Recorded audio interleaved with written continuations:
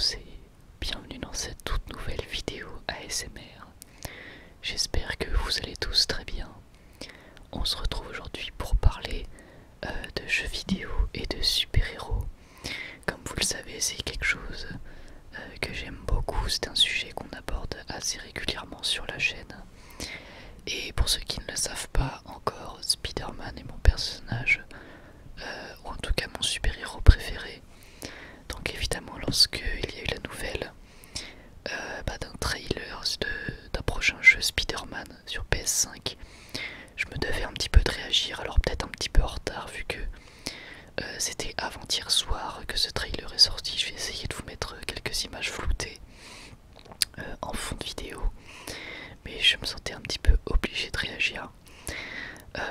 Donc voilà pourquoi est-ce que je fais cette vidéo.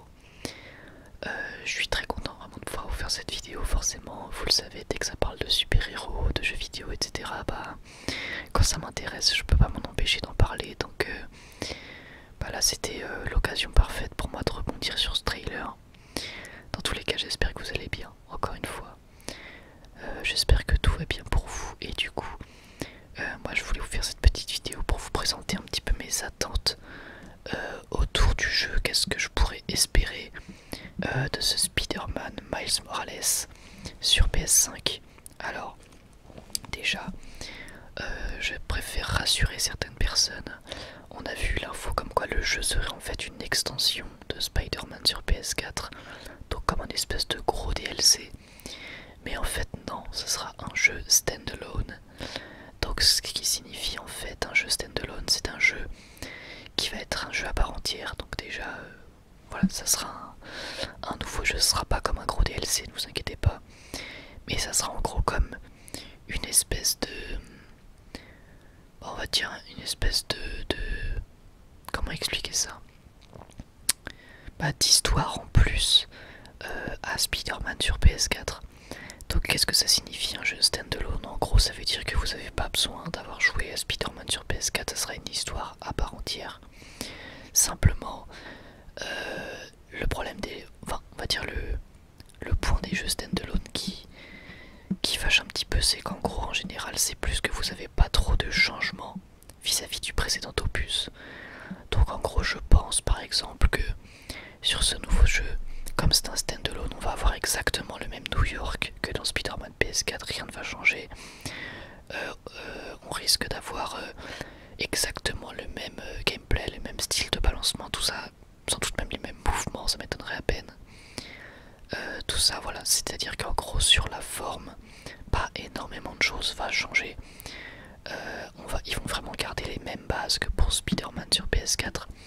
Après, c'est pas plus mal étant donné que j'ai adoré ces bases de Spider-Man sur PS4. Pour autant, on peut s'attendre à avoir de nouvelles fonctionnalités, bien entendu, puisque pour ceux qui ne le savent pas, Spider-Man de Miles Morales a des fonctionnalités, ou en tout cas des capacités que Peter n'a pas, car ils n'ont pas été piqués par la même araignée. Donc on peut s'attendre à avoir un gameplay vraiment très fun, surtout au niveau de la filtration, puisque Miles peut être invisible. Il peut également faire des électrochocs. Donc ça pourrait être vraiment sympa de voir ça en gameplay. C'est sûr à 99% qu'il y aura ces deux choses là, les électrochocs et l'invisibilité, parce que ça fait vraiment partie du personnage, c'est très connu comme étant ses caractéristiques. Donc du coup ça peut être vraiment très sympa de voir ça en gameplay, surtout en infiltration. Moi j'ai hâte de voir ça. Donc comme j'ai déjà pu le dire, ce sera une histoire qui sera parallèle à celle de Peter. Donc évidemment, au niveau de mes attentes, j'espère que l'histoire sera bien au rendez-vous, que ce sera quelque chose avec un petit peu de suspense et de rebondissement. Il faut savoir qu'on sait que ça sera un Spider-Man dans lequel Peter va laisser entre guillemets les clés de la ville à Miles et qui va devoir s'occuper des brigands, etc. Donc je pense qu'on aura peut-être un Spider-Man un petit peu plus terre à terre avec moins de méchants. Ça a déjà été annoncé qu'il n'y aurait pas vraiment beaucoup de... Enfin, est-ce que ça a été annoncé, on va dire? Je sais plus exactement si j'ai vu l'info, mais il me semble qu'il a été précisé qu'il n'y aurait pas vraiment beaucoup de méchants, mais plus des brigands à arrêter, etc. pour commencer un petit peu du début, puisque en gros pour ceux qui n'auraient pas joué éventuellement à celui sur PS4, on joue un Peter qui est Spider-Man depuis longtemps. C'est-à-dire qu'on joue un Peter qui n'est pas ado mais qui est jeune adulte. Donc du coup ça fait depuis longtemps qu'il est Spider-Man. Il sait déjà comment est-ce qu'on se balance, comment est-ce qu'il doit utiliser ses pouvoirs, etc. Là, ce que j'aimerais bien dans ce Spider-Man, ça serait qu'on ait vraiment une phase d'apprentissage, qu'on n'ait pas tous les pouvoirs d'un coup, qu'on n'ait pas toutes les capacités d'un coup, qu'on fasse vraiment les premières missions, qu'on voit vraiment comment est-ce qu'un adolescent devient Spider-Man.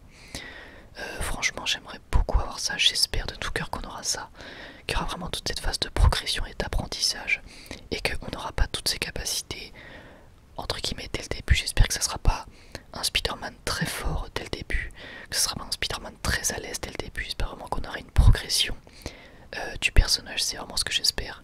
Un petit peu comme dans Into the Spider-Verse justement. On a vraiment ce Peter qui vient coacher Miles.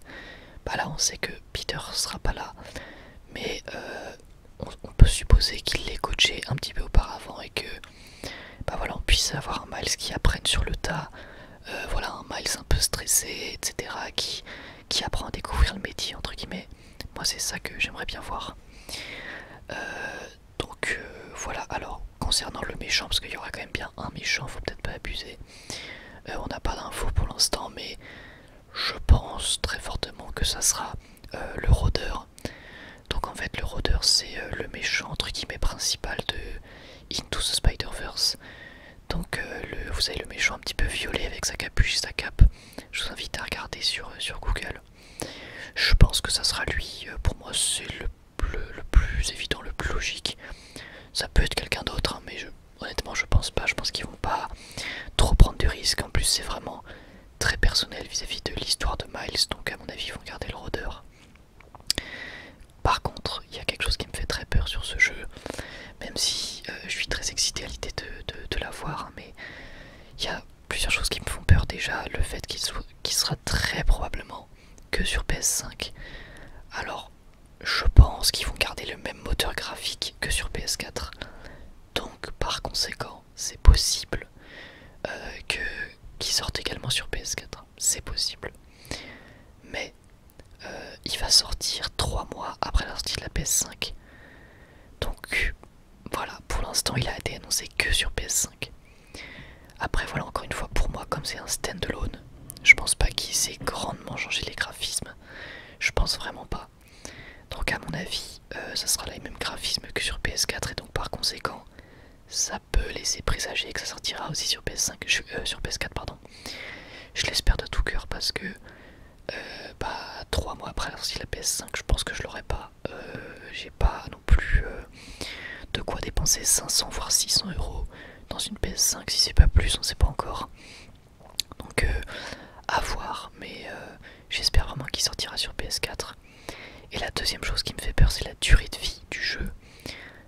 Puisque donc comme ça se passe, c'est vraiment dans le même New York, etc. Comme on a déjà fait toute une histoire avec Peter, j'espère tout simplement que l'histoire sera aussi longue que le mode histoire de Spider-Man sur PS4. J'espère vraiment, parce que le risque quand on fait un jeu, voilà, en plus il sort pas si longtemps après Spider-Man PS4, hein. Spider-Man PS4 est sorti il y a 2 ans je crois. Bon bah voilà, il y a peut-être ce risque aussi que le jeu soit un petit peu moins long. Moi j'espère vraiment qu'il aura une belle durée de vie au niveau de l'histoire, parce que sinon on peut, voilà, ça peut créer une déception vis-à-vis du fait qu'on a eu un Spider-Man PS4 avec une durée de vie assez correcte sur la PS4 il y a quelques années. Donc on espère vraiment une durée de vie équivalente à Spider-Man PS4 avec plus de missions secondaires. Alors encore une fois, je m'attends pas à ce qu'il y ait d'autres méchants, parce que tout simplement, comme je vous l'ai dit, à mon avis il sera plus centré sur les bandits, etc. Mais pourquoi pas avoir plus de missions secondaires avec des bandits, avec des brigands, peut-être plus de braquage de banque, etc. Des trucs un petit peu plus variés qui vont un petit peu plus loin que Spider-Man PS4, même s'il y a moins de méchants, c'est pas grave, mais au moins qu'on ait pas mal de missions secondaires, ce serait sympa.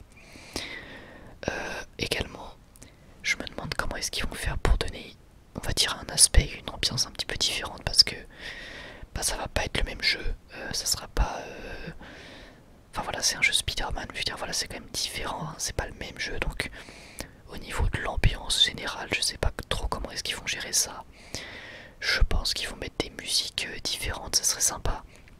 Puisque même si la soundtrack de Spider-Man PS4 est juste énorme, et bah ça serait cool de donner une autre ambiance. Et bah avec ce jeu Spider-Man là, ça serait cool. Bon, sinon au niveau de la temporalité, je ne sais toujours pas ce sera quoi l'excuse pour que Peter ne soit pas là. J'en ai vu dire que c'est parce qu'il aiderait les Avengers du prochain jeu PlayStation. Bon, je vais pas vous mentir, j'en doute beaucoup, mais ça serait rigolo, surtout qu'il y a la tour des Avengers dans Spider-Man. Mais bref, donc on ne sait pas encore ce que fera Peter. Et puis après, je pense que le dernier point qui me hype vraiment, ça peut être les cinématiques tout simplement. On a vu dans le trailer, évidemment c'est un trailer donc c'est fait exprès, mais on a vu des cinématiques juste incroyables en 4K, ça rend trop bien. Donc bah, j'espère qu'on aura voilà, pas mal de superbes cinématiques comme ça sera vraiment cool. Bref, dans tous les cas, j'en ai terminé avec cette petite vidéo sur mes attentes. J'espère qu'elle vous aura plu. Vraiment n'hésitez pas en commentaire à me dire ce que vous attendez de ce jeu. Moi je suis hyper hypé. Je m'attendais pas du tout à cette annonce, vraiment j'étais hyper surpris. Je me suis réveillé l'autre matin en voyant ça, j'étais choqué. Donc j'ai vraiment trop hâte de pouvoir découvrir ce jeu. Et évidemment j'en ferai des vidéos quand il sortira et que je pourrai mettre la main dessus, j'espère, je croise les doigts. Bref, dans tous les cas, moi je vous remercie d'avoir écouté cette vidéo. On est bientôt 1000 abonnés. Ça me fait vraiment très plaisir. Vous êtes vraiment les meilleurs abonnés. Vraiment je vous kiffe, c'est vraiment trop. Vous m'envoyez plein de force et je suis très heureux de vous avoir. D'ailleurs si c'est pas déjà fait, si tu écoutes cette vidéo et que tu ne t'es pas encore abonné, eh bien je t'invite à le faire car ça me rend vraiment grandement service. Et bah voilà, écoute,